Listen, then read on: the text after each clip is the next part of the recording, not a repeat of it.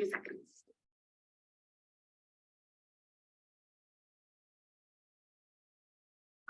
All right.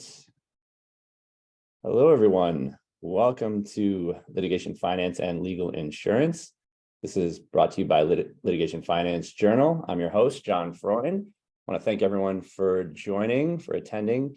We have a really exciting panel. We're going to have a very insightful discussion on, you guessed it, litigation finance and legal insurance.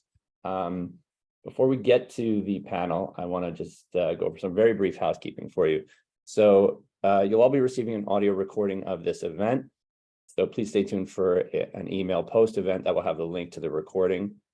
And the format for the event is going to be a panel discussion followed by a Q&A with you, attendees. So it'll be a roughly 45 to 50-minute panel discussion. We're going to save some time, 10 minutes at the end for questions. And there's two ways for you to submit questions. One is through the comment section on LinkedIn. You can do that there on the bottom right of your LinkedIn panel. Just submit comments there. We'll be monitoring that.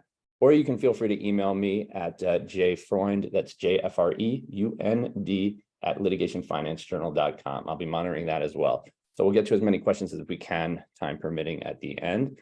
Also want to mention that we have several more conferences in the works for this year. We're always welcome for your ideas. If you have any, please submit those to us. You can email me, always open to your suggestions. Last thing is we have memberships available. So we offer daily reporting on the industry, including events, podcasts, a lot of contributed content. So please visit www.litigationfinancejournal.com for more information. With that, I'm going to turn it over to our moderator, Rebecca Barabee. Rebecca is the CEO and founder of Avenue 33 LLC, a litigation finance consultancy that provides strategic advisory and brokerage services. She handles all types of matters within the litigation finance industry, from single case financings to law firm portfolios to fundless sponsored deals. Rebecca's background as a private money transactional lawyer and funder allows her to serve clients with both legal acumen and keen business insight. Rebecca, please take it away. Thank you so much, John. I really appreciate you having me, and thank you for everybody who has joined. I am also really thrilled to be here with a group of very distinguished panelists. I will go through them now in their bios before we get started. We have Rocco Pirazzolo. Rocco has been the underwriting director of Harbor Underwriting since its incorporation, and now combines that with his role as the company's managing director. Rocco was also previously a director in the investment team of Harbor Underwriting's sister company, Harbor Litigation Funding, and he has a ton of experience in complex litigation risk. We also are joined by Stephen Cariaco. Stephen is a managing director and senior lawyer in Aon's litigation risk group, where he has been evaluating litigation-related risks and structuring and placing litigation and contingent risk insurance solutions since 2019.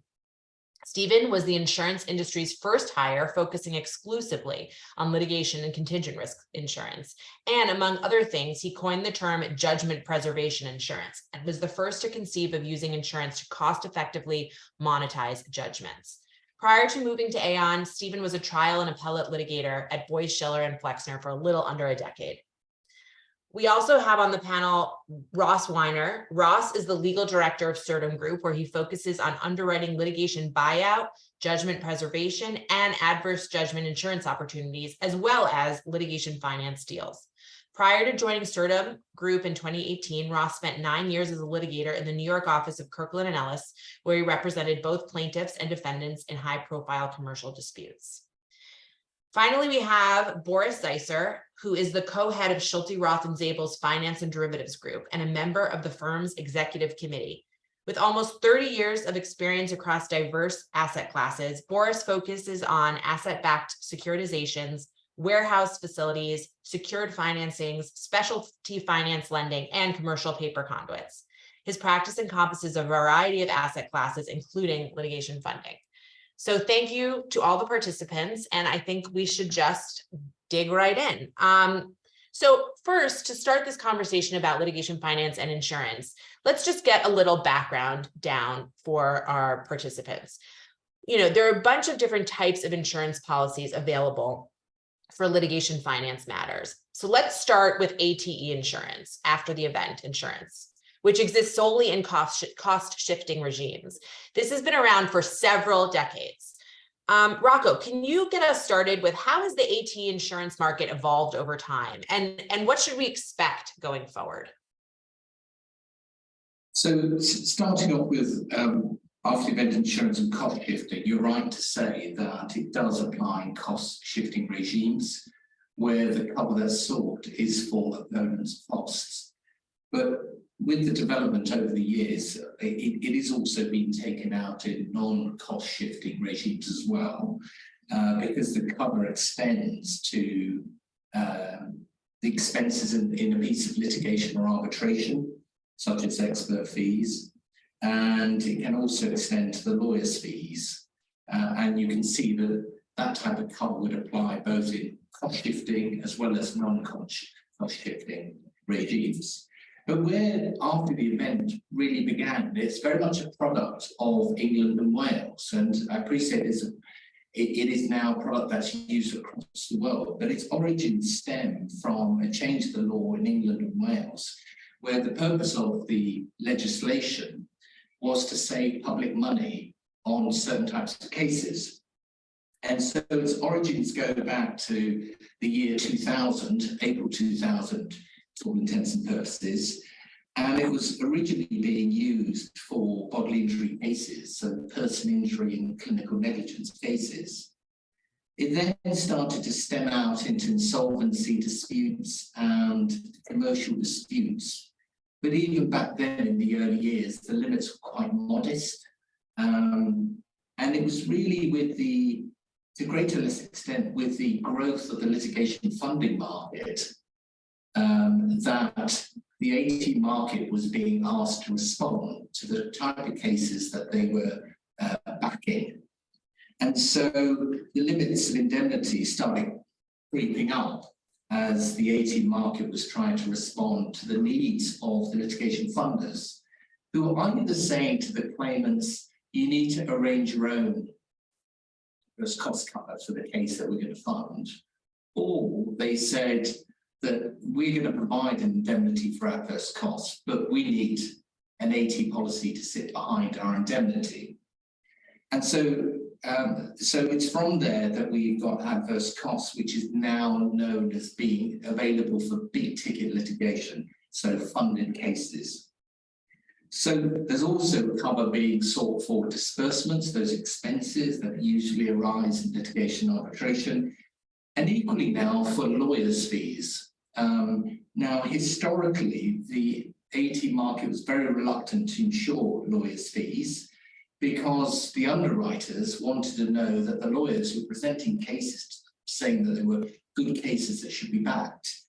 They wanted to have those lawyers with skin in the game. They had something to lose if they were wrong in their assessment of the merits of the case. Life has moved on, and there are some insurers, I don't want to talk universally, but there are some insurers who are willing to also insure a significant percentage of lawyers' fees.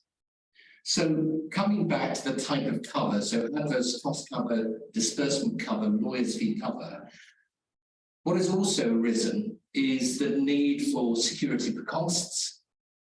So what became apparent is that defendants and courts were questioning whether or not an adverse cost policy could provide security for cost, where the traditional method of providing security was paying money into court or via bank guarantee. And so the AT market ended up devising two ways of dealing with that challenge. The first by an anti-avoidance endorsement, which basically gave the defendant the right to claim under the policy, even though they're not a party to the insurance policy, and to prevent the insurer from actually relying on any breach by the insured claimant or any exclusion clause under the policy. And the second method was by the insurer giving the defendant a deed of indemnity, which is technically a separate contract between the insurer and the defendant, whereby the insurer has agreed and agrees that it will pay adverse costs in the litigation on demand. And so the policy becomes irrelevant. It's just a separate contract. It's a almost a financial instrument, one could say. The other product which has evolved been cross-undertaking and damages insurance. So where a claimant would go to the court and ask for a freezing order in order to freeze the assets of the opponent, it is standard practice for the court to ask the claimant who's seeking that order to provide an undertaking in damages in the event it ultimately transpires that that order was wrongly granted, and the defendant can demonstrate that they suffered a loss from their assets being frozen. Again, the AT market has evolved since those early years in 2000. Great. Thank you so much for that, Rocco. And let's talk about what other types of insurance have evolved and what other types of solutions, we can offer litigation finance clients, including law firms, litigants, and funders. Stephen, do you want to jump in first? And then maybe Ross, you can follow, but of course, anybody can jump in at any time. Yeah, sure. I'm happy to lead off here. And thanks again to LFJ for having me and this esteemed panel. Really looking forward to this conversation. But, Aon's litigation risk group offers a number of different solutions that are of interest to litigation funders, their funded counterparties that are actually litigating these cases, and the lawyers that are litigating funded cases as well. For one, we talked a little bit, or it was discussed or noted at the top of the call, judgment preservation insurance, which I'll refer to as JPI, it's shorthand. Essentially with judgment preservation insurance, what we're doing is taking a judgment that has already been won, either, an arbitration award, a trial verdict, maybe a summary judgment award, and ensuring that judgment against the risk that it gets reversed on appeal, or the damages get reduced on appeal, or that, there's a remand for a new trial or further proceedings or something like that. And what judgment preservation insurance allows a funder or a litigant or perhaps a contingency fee-based counsel to do is effectively lock in a floor value of that judgment, right? Because if you've won a $100 million judgment and you take out a $75 million judgment preservation insurance policy, that JPI policy is going to guarantee you at least $75 million no matter what happens in the litigation. Because if your judgment gets reduced to $50 million, you're going to get $50 million from the defendant. You'll get $25 million from the insurers. If your judgment gets wiped out on appeal, you'll get $75 million from the insurers on that policy. Another aspect of judgment preservation insurance that is, I think, very interesting to litigation funders is something that we call insurance-backed judgment monetization. That really only applies in situations where the defendant in the case that's being insured is, money good for that judgment. They're going to pay that judgment because they've got assets within the jurisdictional reach of the court sufficient to cover the judgment, or because, an appeal bond has been posted. But essentially, when you've got that dynamic where you have A-rated insurance carriers guaranteeing you that you'll get a final judgment of at least, $75 million on your $100 million judgment, and you've got a defendant who is going to pay that judgment, you can go and get a loan that's backed by the combination of the judgment on the one hand and the judgment preservation insurance policy on the other hand, at a much more attractive cost of capital than you would see on a typical kind of uninsured judgment monetization deal. And with that mechanism, funders are able to effectively, monetize their judgments that they've won in funded cases while that case is still pending appeal, or maybe, on remand or something like that. And so funders can use insurance-backed judgment monetization in tandem with judgment preservation insurance in order to, pull forward proceeds and return those proceeds to their LPs earlier than they would otherwise be able to, reinvest those funds in new investments, et cetera. Another thing I'd also flag on that is that funders kind of regularly act as monetization counterparties on insurance-backed judgment monetization transactions with, parties to litigation. And so that's another way that funders are kind of involved in the space. And then the last thing, or really last two things that I'd flag are, portfolio-based principal protection insurance, where, we can, and insurance markets can, wrap an entire portfolio of investments or, fund of investments with principal protection insurance that says, you've got $100 million in capital committed to, these 20 investments.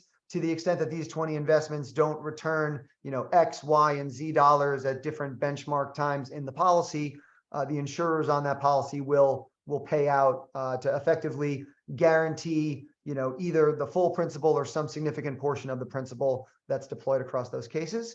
We are doing some, single case or single investment principal protection insurance on a pre-judgment basis as well, but those are a little harder to get done. And then just the last thing I'd flag is that we're now at Aon in our litigation risk group developing sort of pure duration risk focused solutions, which could either be, standalone policies or provide an additional layer of coverage that gets bolted onto a judgment preservation insurance policy that would otherwise only pay when a case becomes final. And so in other words, these duration risk solutions or policies would effectively say, if litigation X does not reach finality by date Y, the insurer on that policy will pay Z dollars to the insured. And then the insurer would have what's essentially a form of a subrogation right to recover its payout in the event that there isn't ultimately, an adverse result in the underlying litigation after the trigger date of the policy. And our funder clients at Aon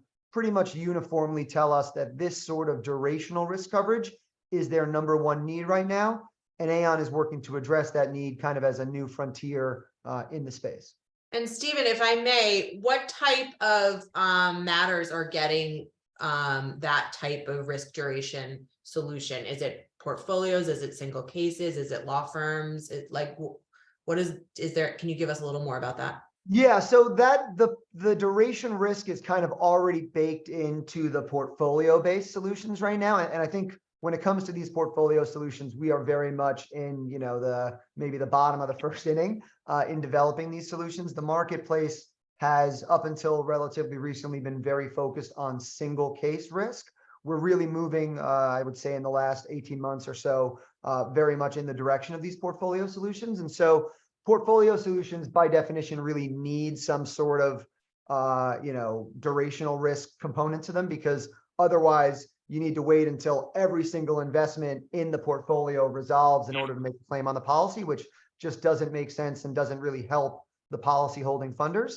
But with respect to single case basis, that's kind of what we're looking to move forward with in the coming months and apply that sort of durational risk coverage to individual single case policies.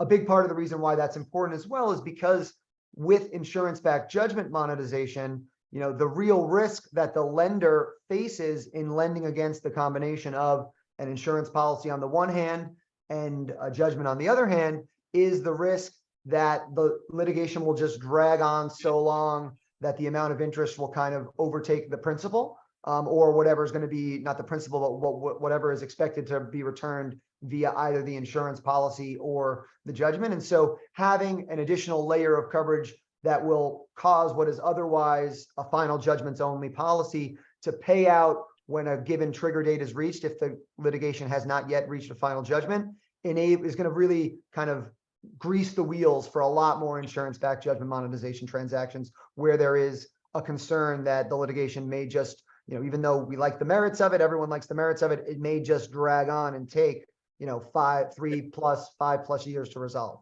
Yeah, that sounds like a very attractive policy, assuming that the pricing is in line with that makes sense, right? To buy two policies particularly. Ross, do you want to say anything further about this, or should we move on to the next question? Yeah, sure. Just briefly, one, I didn't realize we were in the presence of royalty. I didn't know Stephen coined the term judgment preservation insurance, but that's interesting to note. Yeah, it's awesome. Adverse judgment insurance too. So, we are seeing a lot in the duration risk space. I think one of the areas that is becoming more prevalent in is mass torts, where there's often, that's the biggest question is how long will the risk, how long will it take to play out? How long until individuals will get paid? And so the law firms that take on those cases for a very long duration, right? They've got lenders that they're, responding to, and they've got certain rates that they're trying to better. And so insurance with a duration trigger can be very attractive in that space as well. Just quickly, Stephen just mentioned adverse judgment insurance. That's a product generally used by defendants in litigation where there's a risk that they're going to take a bad verdict or a bad judgment. They think they've got strong defenses, and a policy kind of helps them ring fence that potential bad judgment, so that in the event that it happens, insurance pays out, and hopefully it doesn't.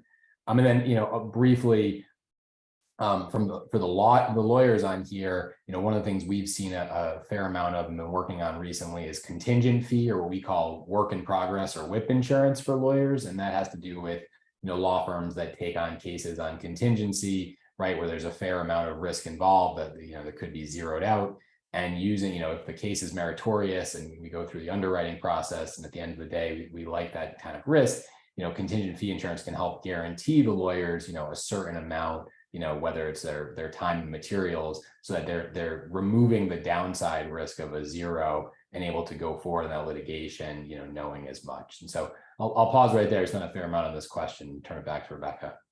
Great. Thank you so much, Ross, and Stephen as well.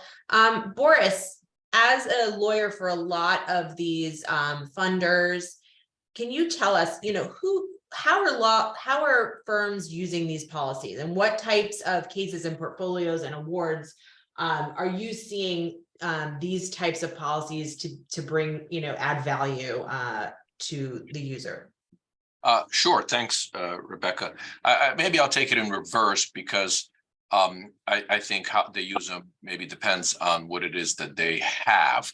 But what it is that they have or could have has really expanded over time. I don't want to say it's limitless, but I don't want to say that there's any particular limit. And what I mean by that is we are seeing insurance on a lot of our transaction that includes single event type cases. It includes mass tort cases. It includes IP, antitrust, breach of contract, trade secret theft, and others. So I think in terms of what we're seeing it on, I think we're seeing it on a big cross section of case types.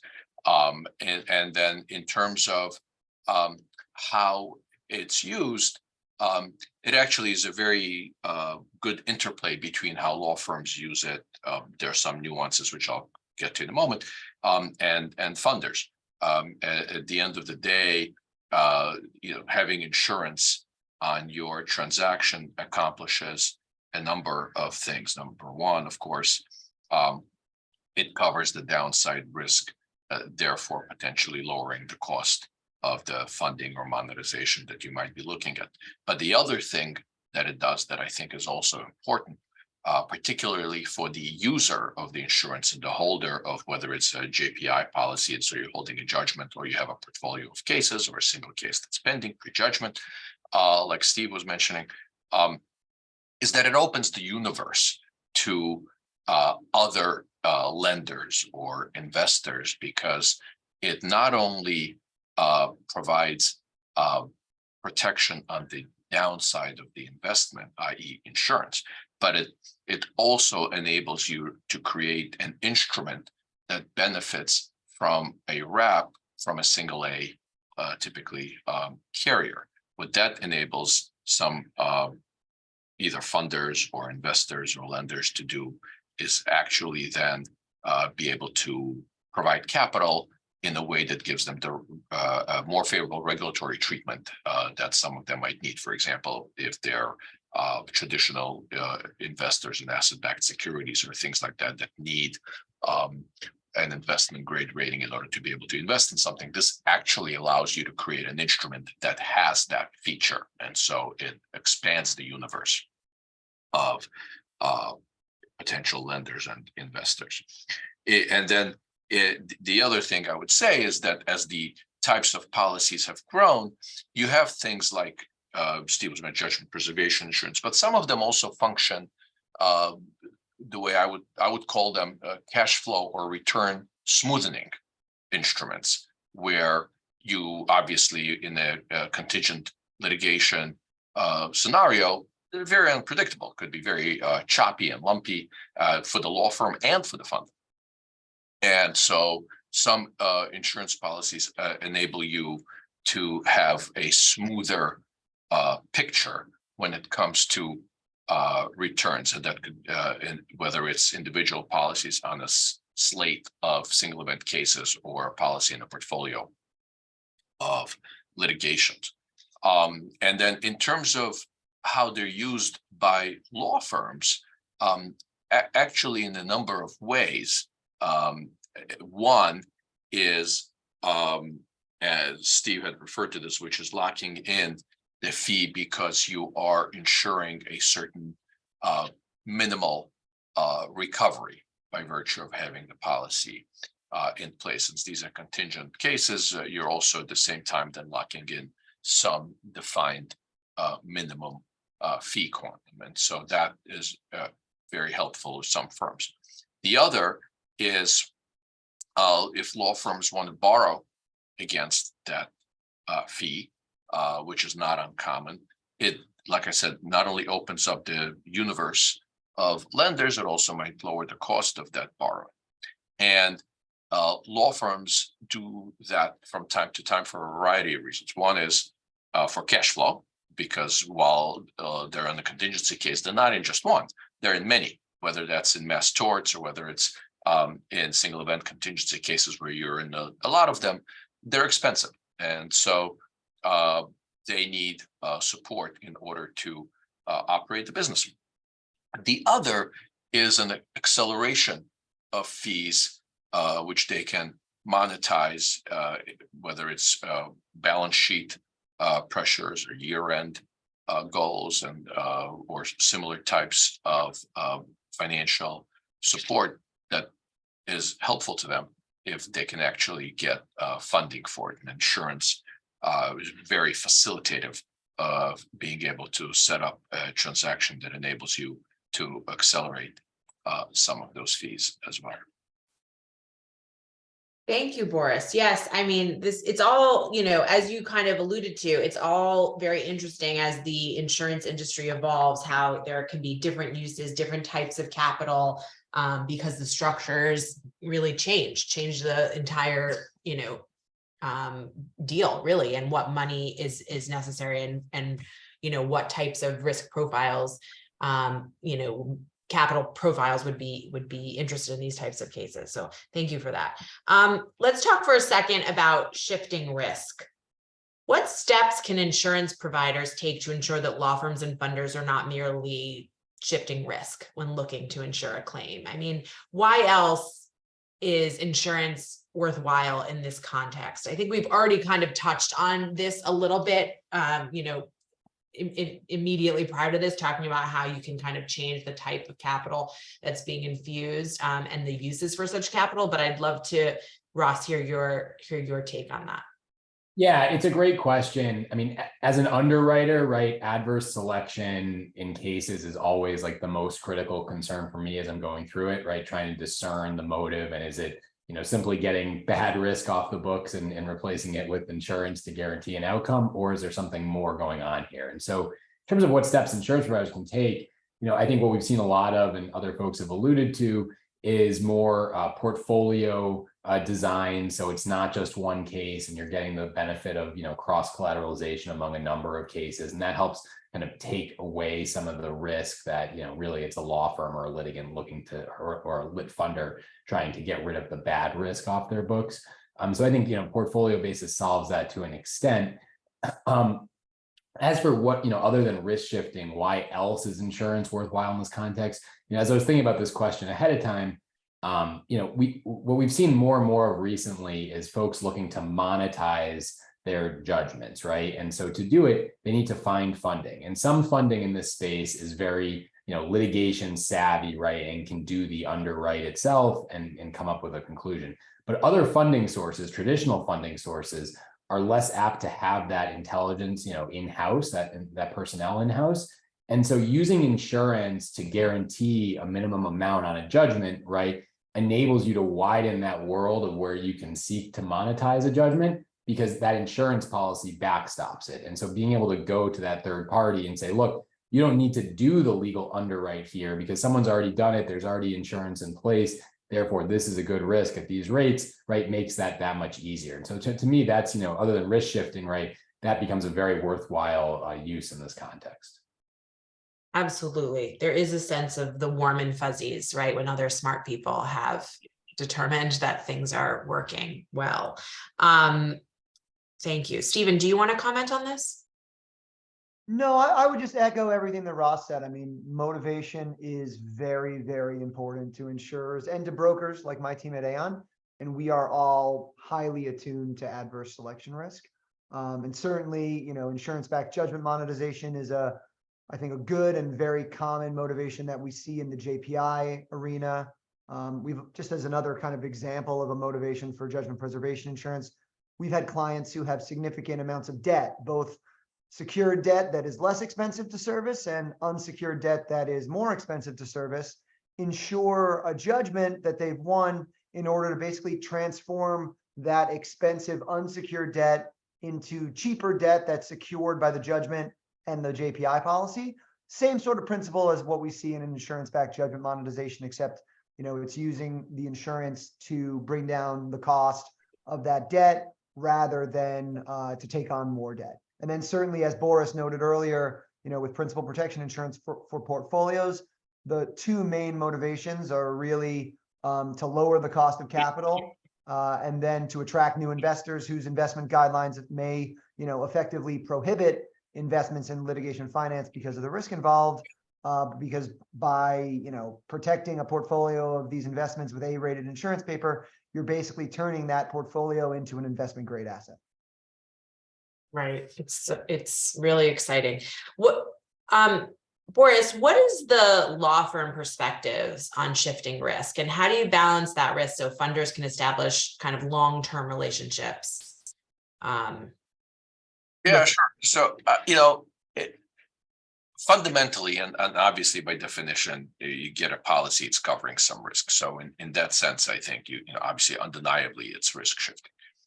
But I tend not to focus on that as much as I focus on what it's actually doing, which to me is really enabling law firms, clients, funders to finance this asset class more efficiently. Because you can really, if you think about it, if you can also look at non-recourse financing, and you can say, well, that's also risk shifting, right? Because if something defaults, et cetera, you can't go beyond what the actual asset is. So in some sense, if you got financing and it's non-recourse, you've also shifted the risk in that way.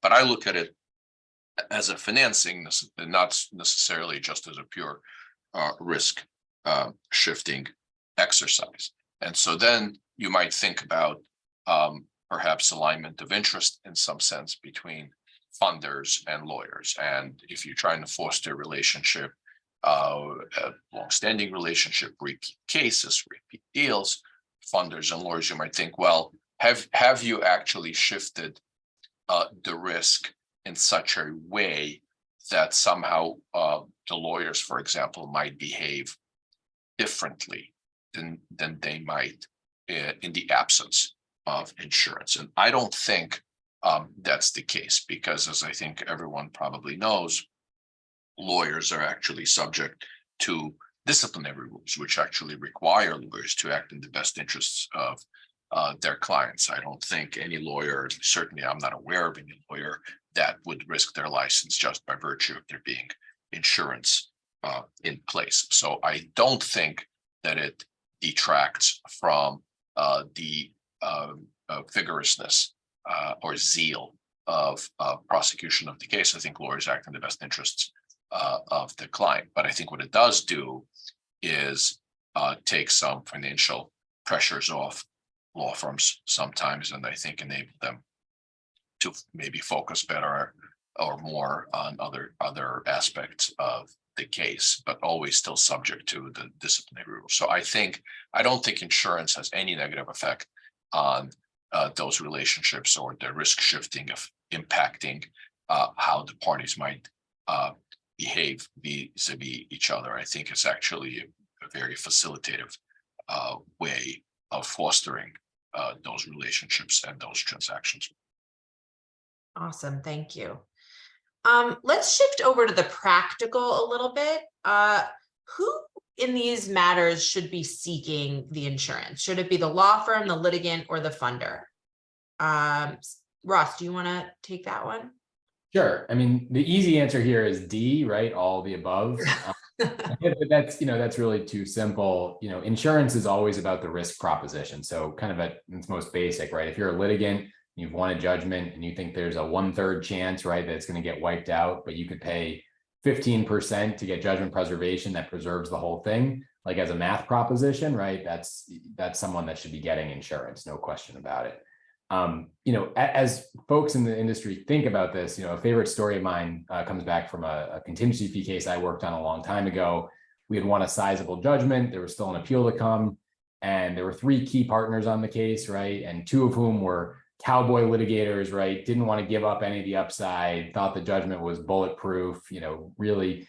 And the third was more cautious and thought maybe monetization is a good idea. Maybe we should take some of the risk. And they, these partners went at it. And at the end of the day, the cautious partner kind of won out. And when the judgment was reversed a year later, it was a pretty prescient bet. But those are the kinds of discussions I think at the law firm level, right, about giving up some of your upside in exchange for a guarantee that go on all the time. And that can be a question of economics. It can be a question of personalities as well. I'm on the different side of that equation now as we assess these risks, but I think that's the thinking that law firms, litigants, and funders should bring to the question. Thank you very much. Stephen, do you want to comment on that? No, I think Ross's answer is perfect. Okay, great. Well, then I'll throw this one to you, Stephen. What are the markers of a case or a portfolio that insurers look for when determining whether or not to provide insurance? Sure. So, we already talked about motivation and how crucially important that is, and how we need to really kind of suss out whether there is any sort of adverse selection going on, which is usually pretty easy for our team at Aon to do kind of as a threshold matter before a risk even reaches Ross's desk or, the desk of any of the other many underwriters in our space. But with respect to, other considerations, on single case judgment preservation insurance, for example, we're really looking at 3 things. 1, likelihood of affirmance. 2, likelihood of a damage award reduction, and if so, kind of where damages may be reduced to. And then 3rd, what is likely to happen in this case, both with respect to liability and with respect to damages, if the case gets remanded by the appellate court for a new trial. And on a single case placement, you are really, and insurers and the broker should also be doing a very, very kind of excruciatingly deep dive into all of those different questions. On portfolios, it's a little bit different. We're looking at the diligence that the funder has compiled in underwriting all of the cases. We're looking, we're kind of diligencing their diligence. Depends on the size of the portfolio, but if you're talking about a portfolio of dozens of different case investments that have been made, and all of the investments are at different stages, it's hard to kind of do the same sort of underwrite on every single one of those case investments as you would on a judgment preservation insurance placement, where you've got, a fixed and finite appellate record that you can really serve up on a silver platter to the insurance underwriter. So there we're doing a lot of underwriting, not only of, the cases in the portfolio, but the funder's track record, right? The funder's underwriting processes and procedures, the bona fides of the personnel that are doing the underwriting for the funder, in addition to looking at, all of their diligence folders kind of under the hood at the investments that make up that portfolio. And then for things like insuring loans to law firms, which is really, kind of blown up in the past year or so, particularly as Ross mentioned earlier in the mass tort context, we're looking at a number of different things, right? We're looking at duration risk and expected proximity to a settlement event. We're looking at the law firm that's receiving the loan from the funder, their track record of solid damages outcomes.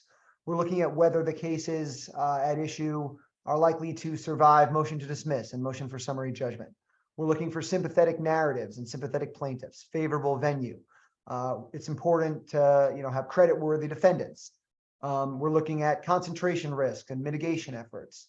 We're looking at whether there's a portion of the collateral that's not given any value in loan-to-value calculations, but can still provide some upside to the insurer or to the the overall transaction.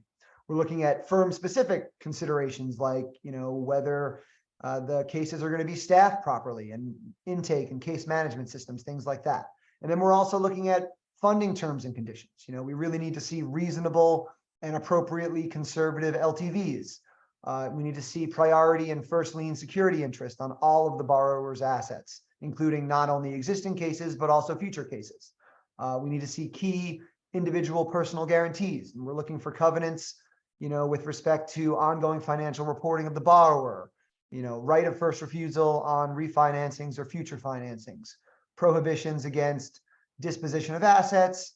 We want the lender to have viewing rights for the borrower's operating accounts, annual limitations on distributions, loans, salary, bonus to key individuals, those sorts of things.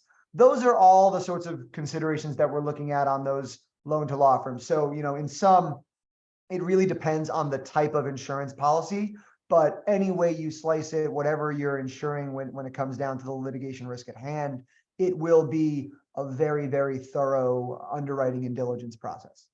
Right. Okay. Well, thank you so much for that. I think, let's be honest, all of those points, which could make perfect sense to me, really boil down to, is everybody in this transaction, but particularly from an insurance perspective, the insurer going to be able to collect on these matters, right? I always tell my clients from a very practical perspective, when you're looking at any type of litigation finance loan or insurance, the question at the end of the day is very economically practical. Anyway, moving on to the additional practical questions. Rocco, can you tell us a little about the pricing on these deals and what pricing looks like in general and how risk adjusted it is for certain of these policies? Yes. Well, first and foremost, if I could just go back to your previous question, just to make one point, because Stephen gave a very thorough answer, but certainly one thing I would like to say about AT insurance and underwriting is that underwriters tend to look at a case going to trial, and we tend to try and ignore prospects of settlement, because fundamentally, I think we all know that there are cases that we think would win. We all have gut feels, and we all sense that they should settle and that they should never see the inside of a courtroom. And the reality is that some of those tend to go to trial and surprise us. And equally, those that we think are going to win are the ones that can end up losing quite easily. So going back to the thoroughness of the underwriting. But coming back to your specific question about AT and pricing, so there are potentially two models really in the after event insurance space. The most common model is one where a deposit premium is paid on inception on taking out the policy, where the balance of the premium for the cover is paid out of a successful recovery. So not out of a judgment, out of recoveries in the action.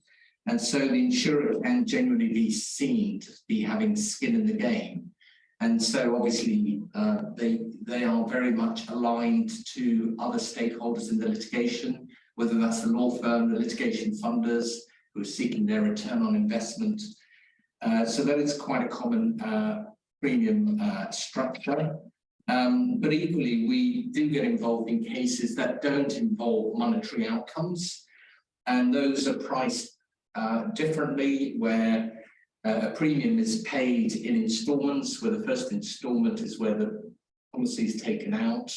A second premium might be paid midway in the litigation cycle, with the third 60 days before trial. And the object of that being is very much if a case is resolved earlier than the trigger point for payment of the second or third installment, then obviously the shutter comes down at the time that the case concludes. So they're not necessarily paying the full premium. They bought the exposure in the event a case goes into trial, which is obviously the worst case scenario. Thank you very much. And then, are there any recent? Yeah, actually, Rebecca, could I maybe just chime in briefly, just because I want to explain the pricing on the other sorts of solutions outside of Absolutely. Yes, please do. yeah. So, let's just talk judgment preservation first. Historically, the pricing for judgment preservation has typically come in at around, 10 to 15% rate online. And rate online is just insurance speak for the cost of a one-time upfront premium payment, expressed as a percentage of the overall limits that you're purchasing. So 10% rate online on a $10 million policy would be a $1 million premium payment. 15% rate online on a $100 million policy would be a $15 million premium payment. We have seen those prices harden a bit recently, and we expect continued hardening over the coming months due to some recent developments in insured cases where, for example, cases with insured judgments have been remanded for a new trial. But pricing, and who's to say where that hardening will go to, but certainly wouldn't surprise me if the new 10 to 15 is 15 to 20 and potentially more than 20. But the pricing on judgment preservation insurance and other sorts of single case risks like adverse judgment insurance is definitely risk adjusted. While 10 to 15 has been where most risks have priced over recent years, we've done these deals as low as sub 5% rate online and as high as the mid 20% range, because pricing is ultimately a function of the risk profile of the litigation to be insured and is therefore bespoke. And then just really quickly on portfolios, more difficult to generalize there because those are really hyper bespoke, even more so than single case policies are. But there's usually a front end premium as well as a back end component in the event that the portfolio does well, which means that the insurer basically shares in both the risk and the reward, and that optimally aligns everyone's interest. So I just wanted to point that out because the pricing on the sorts of stuff that we're doing in the US outside of the ATE market in London definitely priced differently and structured differently than the ATE risks are. Sure. That makes sense. And then can you also talk about how stable is that pricing? I mean, I know you gave ranges. There's no hard and fast rule here, but I just am going to combine a few questions because we're running a little bit towards the end. But given, where we are and the track record of these policies and what's happening, what can we expect in terms of pricing and changes that will, or outcomes that have occurred in the track record of these policies, that may or may not affect future pricing? Yeah, I'm happy to. Oh, sorry, go ahead. No, go, please go ahead. Yeah, sure. I'll touch on that really quickly, and then I think I'd love to hear Ross's perspective as the actual insurer on the panel. But other than I think pricing increasing, and we'll see where it increases to and kind of levels off at, I think you're going to see a lot more insurer selectivity, particularly around specific kinds of cases. I think patent litigation is a big one. I think we've seen a couple months ago a sort of freeze overtake the insurance market with respect to patent litigation that involves Section 101 patent eligibility risk. I think we're going to see that kind of extend to patent litigation that has a lot of IPR risk. So I think we're going to see a lot more selectivity and hopefully a focus as well on portfolio solutions rather than single case solutions in order to help cross collateralize and spread the risk around. But Ross, I'd be very interested to hear what thoughts you have as well on that. Yeah, I mean, look, I think on pricing generally, right? I think we're at a period of time where in the last, 2 to 3 years, there's been just an avalanche of JPI opportunities and adverse judgment opportunities. And so it's created some of the biggest towers I think this industry has ever seen. I think over the next, let's call it 2 to 5 years, right? We're going to see the results of those policies. How many of them are folks coming off risk entirely without any loss? How many of the towers are going to fall entirely, right? If there's a reverse and then a bad, result on a second trial. And I think all of that is going to inform the price shakeout that Stephen just mentioned. I think, it's all really good and well and happy talk, right? When everyone's doing it, but it's where the rubber meets the road is how these cases are, they ultimately play out, right? The merits, the results, the settlements, or the judgments. And so I think there's going to be, potentially a reshifting in the industry on pricing. Stephen mentioned, maybe instead of 10 to 15, it could be 15 to 20 or maybe 20 to 30. But ultimately, that's going to be a result of how good the underwriting has been to date and how these cases play out. And that's something we should really watch for in the next, like I said, 2 to 5 years here. Mm-hmm. Can I just jump in here? It's, just a very quick comment, because I know we're running short of time. Sure, no, One please. thing to be very mindful of in insurance that pricing is right so that the market is sustainable. And I know that's the point that both Stephen and Boris are touching on.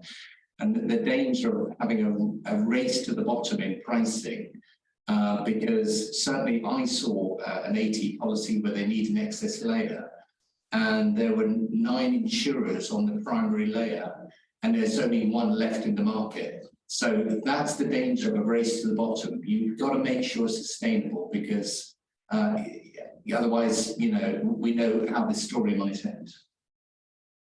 Good point. Good point. I guess, from that perspective, though, another thing that I get a lot of questions about when I'm dealing with parties who are considering using insurance is, the age-old question is, are buying these insurance policies just further invitation for litigation? How can funders and users of these policies get comfortable that these policies, in fact, are going to pay out upon a loss? And Boris, do you want to talk about that? Maybe about how you see funders getting comfortable with that? Sure. I mean, there are several things I would say. One, I think, obviously, you want to go with reputable carriers. You look at the carrier ratings, which gives you the financial health of the carriers. I would also say you could look at their track record for payments, not only necessarily on policies of this type, but if it's a multi-line carrier, payouts they've historically made and the track record on that in other areas. I would also look at a carrier's diligence process. Are they doing really good due diligence on the case and really understand the risk? I think that helps avoid any sort of dispute around that aspect of it later on. So I think it's track record related, and in other areas, I think it's rating, I think it's reputation, I think it's the level of diligence that they do to make sure they really understand the risks they are assuming. Yeah, and I would just add here that, we have seen that these policies pay. This is fine, at least with respect to single case policies like judgment preservation insurance, adverse judgment insurance. It's final judgments only coverage. So it's not going to pay until the litigation really has reached its terminal point. But effectively, it's a math problem, right? So with JPI, you've got a judgment of 100 million. We're giving you $75 million in coverage. To the extent that a final judgment awards you anything less than $75 million, the insurers on that policy are going to, true you up to that $75 million mark. On the defense side, plaintiff is seeking $100 million in damages. We're giving you a $75 million policy with a $25 million deductible. To the extent you face a final judgment or have to pay a final judgment that's $1 more than $25 million, the insurers will pay above that. And we have seen large losses on these policies pay out. We've seen them pay out quickly and without really any fights from the insurers. I mean, one recently that we had, the insurer wanted to do a call with the client or with the insured, really just to understand what they got wrong and what we all got wrong in the underwriting. And so, I think we've got now a track record of these policies paying out. Certainly, the considerations that Boris noted are all very important. The other one I would just flag is, the exclusions on the policy. Really, there's typically one, maybe two exclusions in these policies. The main one is for fraud or misrepresentation by the insured in obtaining the insurance coverage. We've never had an insurer rely on that exclusion to refuse payment on an Aon policy. We're not aware of any insurers doing that on any policies placed by any other brokers. But that's really the main one. And then the other one is a requirement, and sometimes this is framed as an exclusion, sometimes not. Essentially, there's a requirement, of course, under these policies, because they're final judgments only, that the insured continue to zealously litigate the case as if they were a prudent uninsured. And again, we haven't seen an insurer kind of take a position that an insured failed to do that, but that's really the only other mechanism that insurers have to avoid paying these claims. It's fraud or failure to zealously litigate. And of course, when you have a deductible or a retention on these policies where the insured still has some meaningful skin in the game, that's a great mechanism to ensure that the insured does zealously litigate all the way to the bitter end.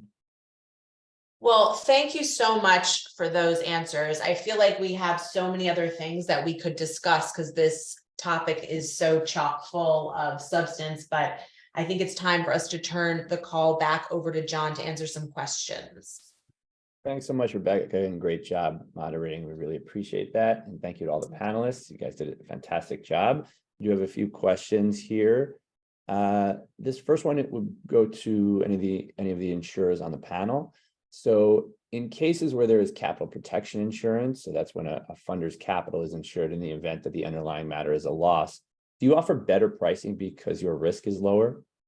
I'll leave that open to whoever wants to take it.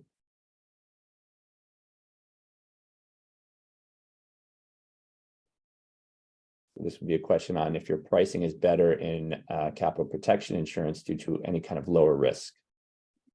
I'm not sure that I fully track the question. I mean, the question may be more kind of gauged towards a funder and maybe the pricing that the funder is getting, but from an insurance broker and insurance company perspective, I mean, what we're looking at is the risk that the litigation presents, right? And so if the pricing that the insurance companies are going to offer in providing the coverage is going to be a function of the risk inherent in that litigation.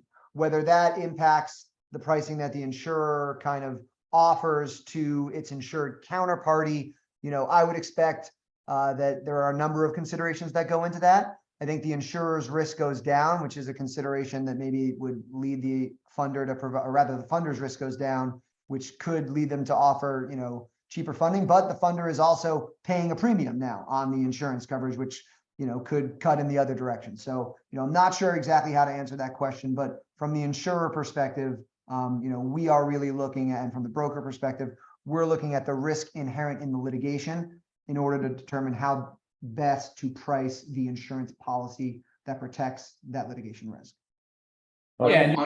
I would add to that and probably confirm the observation made by Stephen. Whether a case is funded or not, basically it's the claim that's being assessed. The fact that a litigation funder is involved, it is ultimately the underwriter is going to be making their own assessments independently. And whilst there is a funder involved, it might give comfort, but that's all it might give. The underwriting assessment will be undertaken come what may, because we're focusing on the case and the risks in the case. Yeah, I think that might have been what he was driving at. So I appreciate that. Thank you. Next question, again, for the insurers on the panel. Do you provide wraps for the funding for litigation funding of matters? And also, is there legal insurance for whistleblower cases in particular? I think the answer to both those questions is yes. We've seen certainly insurance for that can wrap, for a number of cases, which I think is what the question is referring to. And then on the whistleblower front, those cases can be trickier depending on kind of what's available publicly and what can be disclosed to do a fulsome underwrite. But we have definitely seen examples of those. And so I would say that insurance is available on those cases, and just give us a call. Yeah, whistleblower cases, the answer is yes. Okay, that's expected. All right, we have time for one final question. I think, Boris, I can point to you on this one. You spoke earlier about how to about policies paying out, insurance policies paying out, and how to ensure that you might be able to collect from insurance companies. And you talked about dealing with A-rated insurers and reputation and that sort of thing. What about terms and conditions? Is there anything that you look for in terms and conditions that should be contained? Any terms and conditions that should be contained in the policy for the protection of the insured? Well, I think it might have been Steve who mentioned this. If not, I apologize if I'm attributing it to the wrong person. But I think it's partly what's in the policy, in the sense that you want to make sure that it has the right terms that you expect in terms of what it is insuring, how much it is insuring, when it's supposed to pay, and what in terms of not only case resolution, but timing, what you have to do to make a claim, so that it is very clear as to what you have to do. Also very, very clear what obligations you have during the term of the policy. But as Steve also, I think, said, what's also very important is that it does not have a lot in the way of subjective exclusions, where you can, what we generally see, at least so far in these policy forms, is that in terms of exclusions, and they're often based on information that is provided, but it's typically pretty clear as to what that information is. So, for example, identifying the case correctly, and so certain objective pieces of information that you can provide and be comfortable that they are correct. And so just in summary, you want to make sure that the process is simple and clear in terms of making claims. The process is simple and clear in terms of what you're supposed to do during the term of the coverage, and that the exclusions are as few as, of course, you can have, but also that they are objective, and you feel comfortable that there's not going to be a dispute over whether you have been able to satisfy them or not. Right. Thank you for that. We really appreciate that. And that is all the time we have for today. So thank you all for attending. We really appreciate you joining today. You're all going to receive a full event recording, so please stay tuned for that. You'll be receiving multiple emails from me. I want to thank our moderator, Rebecca Barabee, who did a fantastic job today. Really appreciate it, Rebecca, as well as, of course, our panelists, Stephen Kiriakou Jr., Ross Weiner, Boris Seiser, and Rocco Pirozzolo did a fantastic job. Thank you all so much. Your answers were fantastic and really helped shine a light on the intersection of these two industries. So yeah, one final thing, you can check out past conferences on our website. You can view all the daily reporting and industry news and current events, www.litigationfinancejournal.com. Thank you all so much. We hope to see you at the next event. Take care and have a great rest of your day, everyone.